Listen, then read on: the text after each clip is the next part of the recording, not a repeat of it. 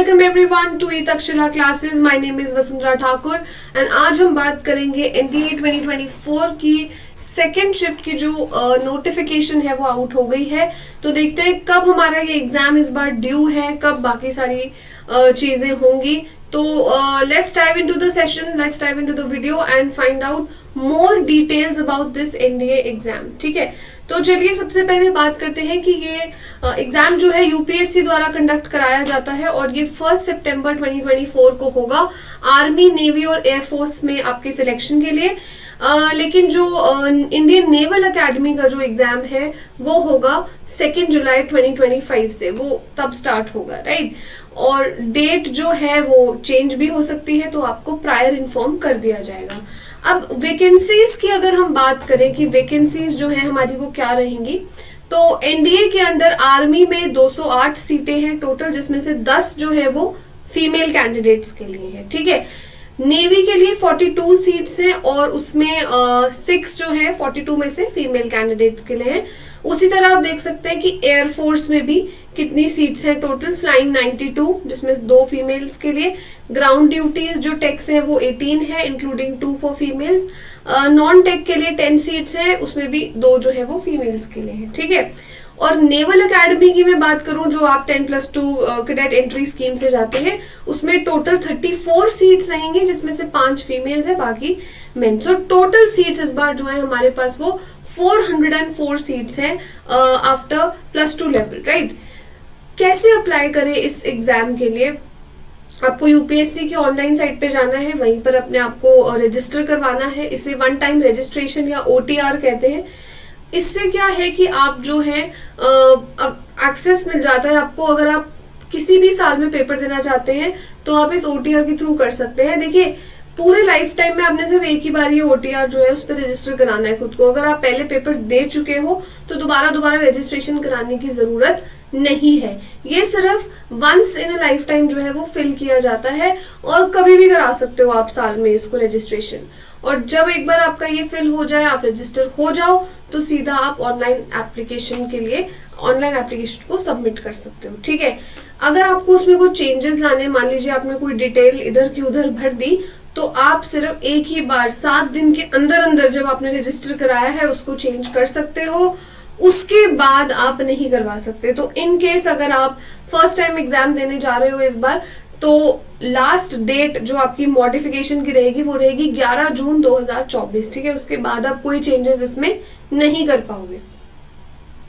Form भर लिया, register कर लिया, फीस कितनी है? देखिए, SC ST फीमेल कैंडिडेट्स की कोई फीस नहीं है यहाँ पे।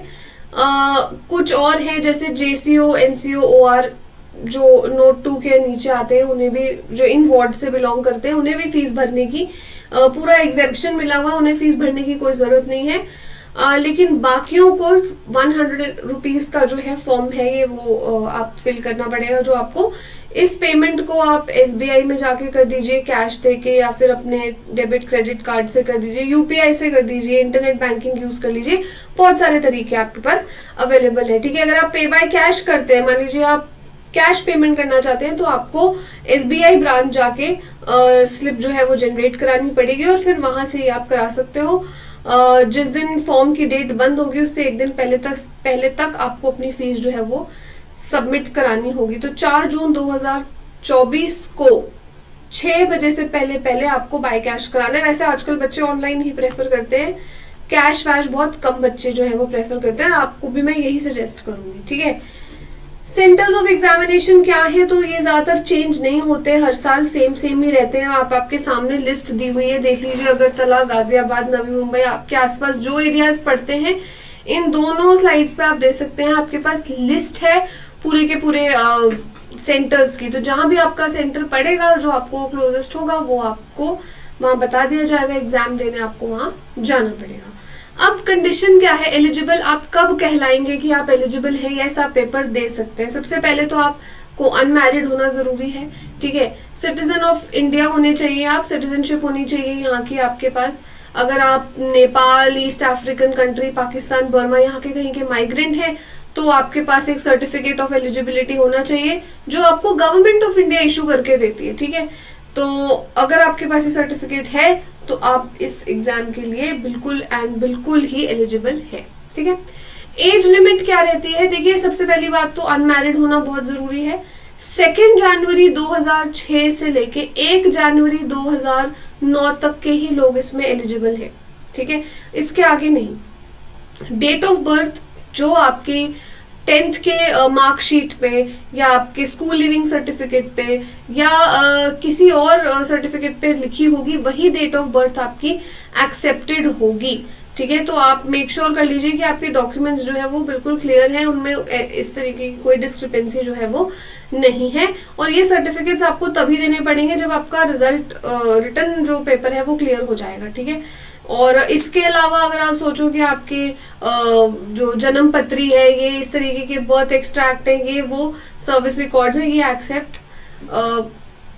नहीं करे जाएंगे। राइट, तो आपको सिर्फ आपका जो 10th का रिजल्ट है वो और 12th का आई थिंक रिजल्ट है वो जो है आपको सर्टिफिकेट के तौर पे आपको दिखाना पड़ेगा। राइट, कैंडिडेट्स का जो भी डेट ऑफ बर्थ वहां है उसमें कोई भी चेंजेस करना अलाउड नहीं होंगे। अगर आपका कोई गलत डेट ऑफ बर्थ लिखा है तो that will not be allowed. ठीक है, और एक बार एक डेट ऑफ बर्थ आपने क्लेम कर लिया, उसके बाद उसमें कोई भी चेंजेस जो है वो किसी भी कारणवश आपको चेंज नहीं करने दिए जाएंगे। ठीक है, और इसलिए आप जब भी फॉर्म भरें करेक्टली भरें, अपने सारे डॉक्यूमेंट्स को साथ लेके जाएं, उसमें सही तरीके से सब चीज की छानबीन करके ही भरें। राइट, एजुकेशनली आपको कितना एलिजिबल होना पड़ेगा, क्या क्वालिफिकेशन चाहिए ताकि आप इस पेपर के लिए बैठ सके?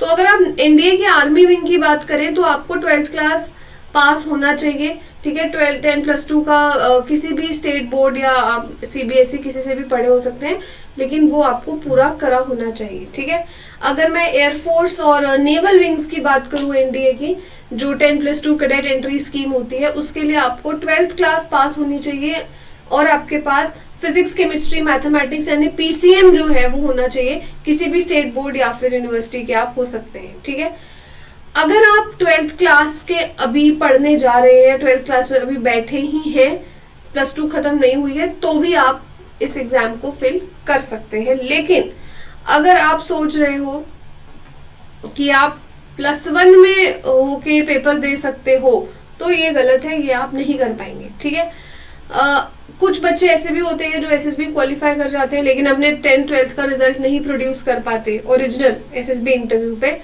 तो उन्हें अपनी सारे सेल्फ टेस्टेड जो है फोटो कॉपीज जो है जितनी भी वो सब सबमिट करानी पड़ती हैं।